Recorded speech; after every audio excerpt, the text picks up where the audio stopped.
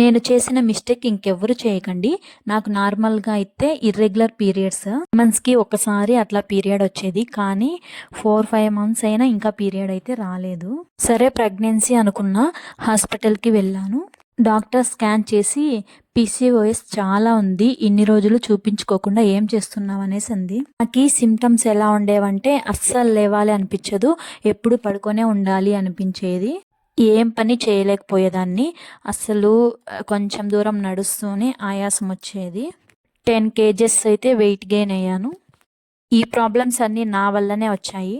PCOS ఉంది కాబట్టి ఇంకా థైరాయిడ్ టెస్ట్ అయితే చేపించుకోమని చెప్పేసి అన్నారు. నెక్స్ట్ డే మార్నింగ్ వెళ్ళి టెస్ట్ అయితే చేపించుకున్నా. రిపోర్ట్స్ వచ్చిన తర్వాత థైరాయిడ్ అయితే చాలా ఎక్కువ ఉంది అన్నారు. థైరాయిడ్‌కి అట్లాగే పీసీఓఎస్‌కి ఇంకా నేనైతే టాబ్లెట్స్ అయితే యూజ్ చేశాను పీరియడ్స్ రావడానికి. ఆ ప్రెగ్నెన్సీలో అయితే ఇంతకంటే పెద్ద మిస్టేక్ చేశాను నేనైతే. అదేంటో తొందరలోనే చెప్తాను.